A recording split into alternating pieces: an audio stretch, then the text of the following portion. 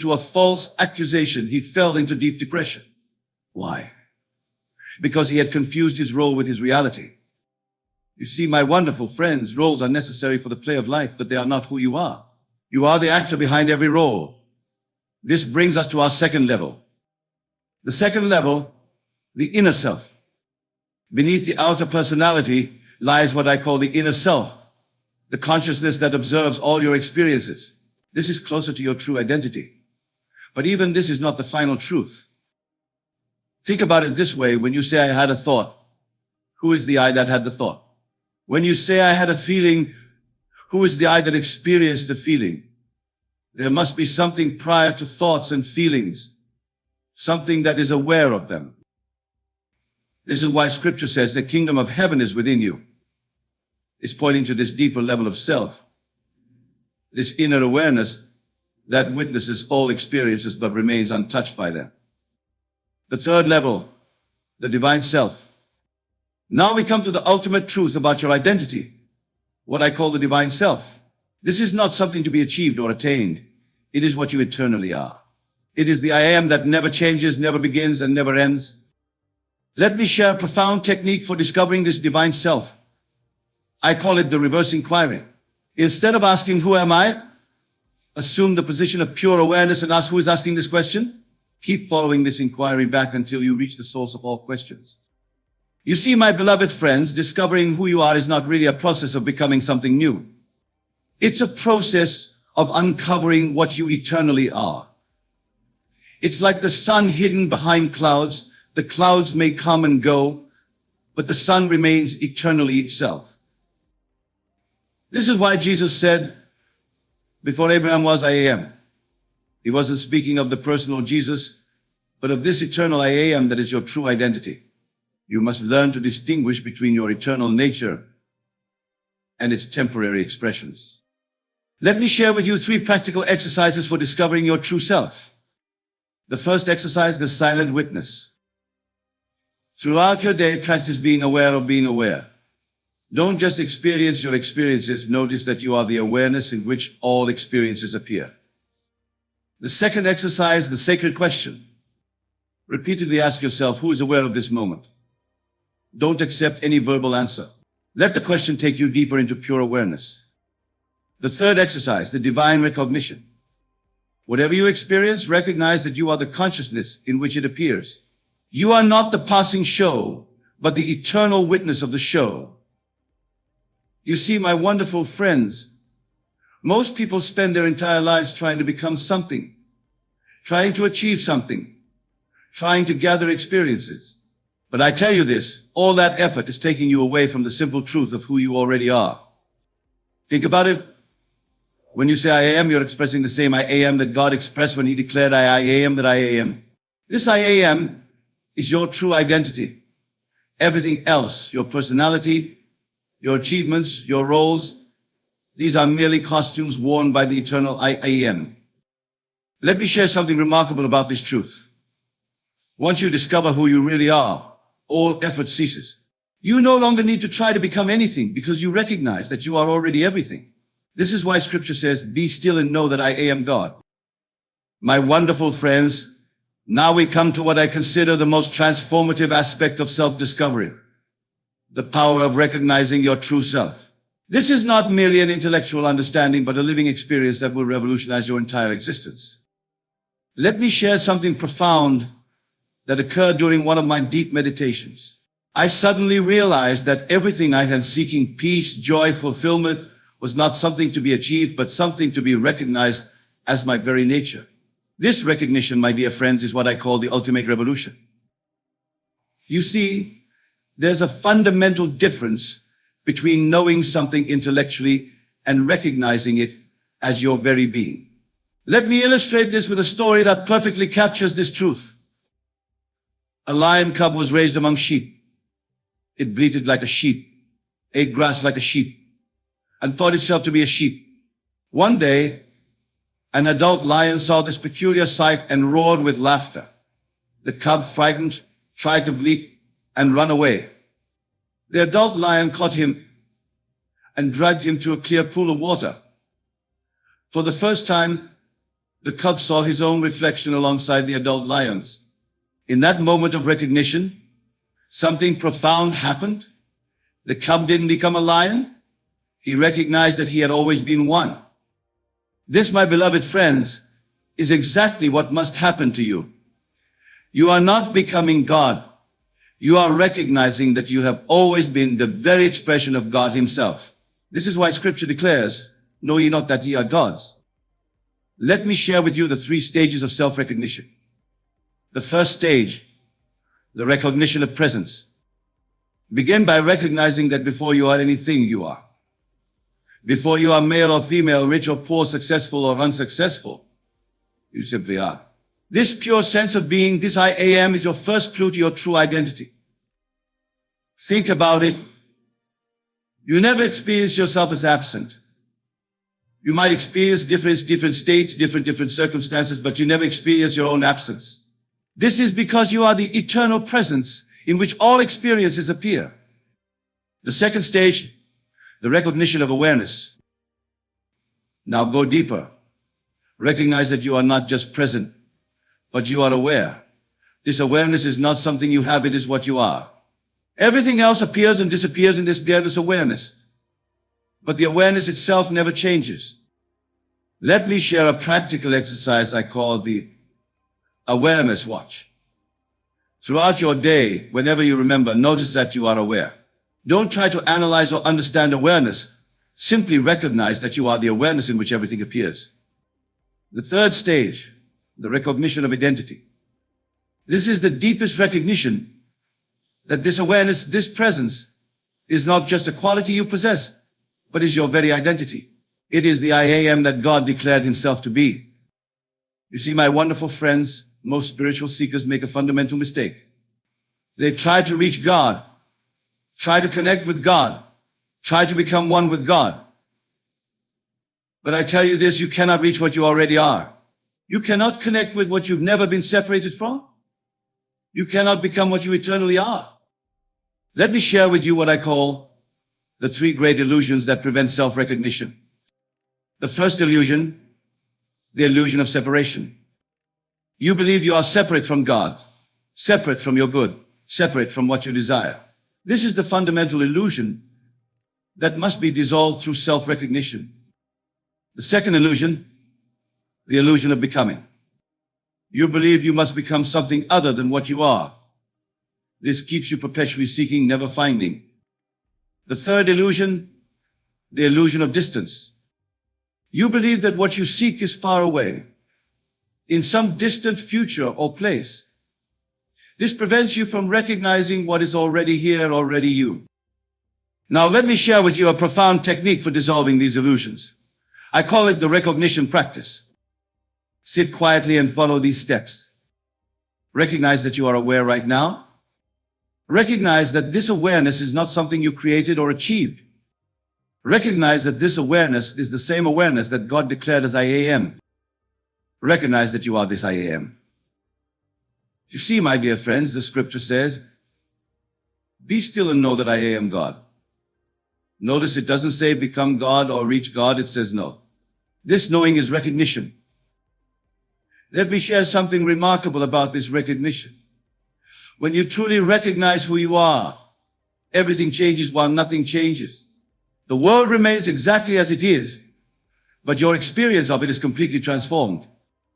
Consider this profound truth. The sun doesn't need to do anything to be the sun. It doesn't need to practice being the sun or try to become a better sun. It simply is what it is, and from that natural state, it illuminates everything. In the same way, once you recognize who you really are, you no longer need to try to be anything. Your natural state is complete fulfillment, complete peace, complete joy. These are not states to be achieved, but your very nature to be recognized. Let me begin with something that happened just yesterday. A gentleman approached me after my lecture, deeply troubled. He said, "Neville, I understand intellectually that I am God's perfect expression, but my daily experience shows me something entirely different." This, my wonderful friends, is the gap we must bridge, the gap between intellectual understanding and lived experience. You see, living from your true identity is not about adding anything to yourself. It's about removing the veils that hide your true nature. Let me share with you what I call the 3 veils of forgetfulness. The first veil, the body identity. Most people are completely identified with their body. They think I am this body. But I tell you this, you are not the body, you are the consciousness that animates the body. Your body is in you, you are not in the body. Let me share a profound exercise I call the consciousness shift. Throughout your day, whenever you remember, shift your identity from body to consciousness. Instead of thinking I am walking, recognize I am aware of walking. Instead of I am eating, recognize I am aware of eating. You see, this simple shift begins to loosen the grip of body identification. It's like stepping back from a movie screen and recognizing that you are the awareness in which the movie appears. The second veil, the thought identity. Deeper than body identification is thought identification. People believe they are their thoughts. But ask yourself this, if you are your thoughts, who is aware of the thoughts? Let me share something remarkable about thoughts. They come and go, appear and disappear. But you, the awareness in which thoughts appear, remain constant.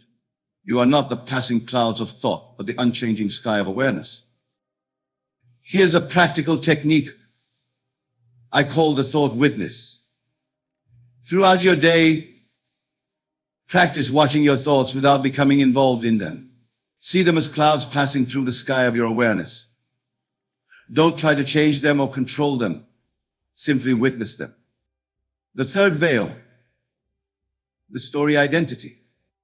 This is perhaps the subtlest veil, the story you tell about yourself. Your past, your failures, your successes, your relationships, all these form a story. And most people completely identify with this story. But I tell you this, you are not your story. You are the awareness in which all stories appear. This is why Scripture says, behold, I make all things new. When you recognize your true identity, you are free to create a new story at any moment. Now let me share with you the 3 stages of living from your true identity. The first stage, recognition throughout the day. Begin by recognizing your true nature as pure awareness throughout your daily activities. Whether you're at work, at home, or in conversation, maintain the recognition that you are not the doer, but the awareness in which doing happens. I call this the constant recognition practice. No matter what you're doing, maintain the background awareness of your true nature. Like a screen that remains unchanged, while different movies play upon it. You remain the unchanging awareness, while life's experiences flow through you. The second stage, living from wholeness. Most people live from a sense of lack, constantly trying to add something to themselves to become complete. But when you recognize your true identity, you live from wholeness. Let me share a profound truth. Everything you seek, peace, joy, love, abundance, these are not things to be achieved, but your very nature to be recognized. When you live from wholeness, you no longer seek anything because you recognize that you are everything. Here's a practical application I call the wholeness recognition. Before you begin any activity, recognize that you are already complete. You are not doing the activity to become something. You're doing it as an expression of what you already are. The third stage, divine expression. This is the highest stage of living from true identity. Here you recognize that every action, every word, every thought is not yours, but God's expression through you. You see, my wonderful friends, when Jesus said, I and my Father are one, he wasn't making a personal claim. He was declaring a universal truth about your identity. You are not a human being trying to express divinity. You are divine being expressing through human form. Let me share with you what I call the divine expression practice. Throughout your day, before any action, silently acknowledge God himself is expressing as this action through me. This transforms every mundane activity into a sacred expression. Now, let me address something crucial. Some of you might be thinking, but Neville, if I am divine being, why do I experience limitations and problems? This is where we must understand the difference between your true identity and your current state of consciousness. Your true identity is like the sun, eternally shining. But your state of consciousness is like the clouds that can temporarily obscure the sun. The sun hasn't changed or diminished. It's simply hidden from view. This is why Scripture says, put off the old man and put on the new man. The old man is your limited state of consciousness. The new man is your true identity as divine being. For you see, while your true identity never changes, your experience of life is determined by the state of consciousness you occupy. Let me share something remarkable that happened during one of my experiments with consciousness. I was in New York, physically present in my small apartment, but I had learned to occupy the state of consciousness of being in Barbados. Within weeks, against all physical evidence and probability, I found myself actually in Barbados. This, my dear friends, is the power of consciousness. You see, states of consciousness are like rooms in a vast mansion. Your true identity, the I am, is the inhabitant who can move from room to room. Let me share with you what I call the 3 levels of conscious transformation. The first level, recognition of states. Most people are completely identified with their current state. If they're in a state of lack, they believe they are lacking. If they're in a state of illness, they believe they are ill. But I tell you this, you are not the state. You are the awareness that can occupy different states. Let me share a practical technique I call the state observer. Throughout your day, practice observing your current state without identifying with it. Instead of saying, I am depressed, recognize I am aware of experiencing a state of depression. This simple shift begins to free you from identification with states. The second level, movement between states. Once you recognize that you are not the state but the occupant of states, you can learn to move between them at will. This is what Scripture means when it says, in my Father's house are many mansions. Here's what I call the state shift practice. Choose a state you wish to occupy, let's say the state of abundance. First, recognize that this state already exists. You're not creating it, you're moving into it. Then ask yourself, what would I be thinking, feeling, and experiencing if I were in that state right now? You see, my beloved friends, this is not imagination as people commonly understand it. This is the actual movement of consciousness from one state to another. The outer world must then reorganize itself to match your new state. The third level, permanent transformation. This is the highest level of conscious transformation, where you learn to stabilize in higher states of consciousness. Let me share something profound about this level. Most people visit higher states occasionally, moments of peace, joy, or clarity, but they don't know how to remain there. They're like someone who visits a beautiful mansion but doesn't know they can live there permanently. I call this the divine occupation. It's the art of not just visiting but occupying divine states of consciousness. Here's how you practice it. First, choose a tuned state. Let's say the state of perfect peace. Second, recognize that this state is your natural state as divine being.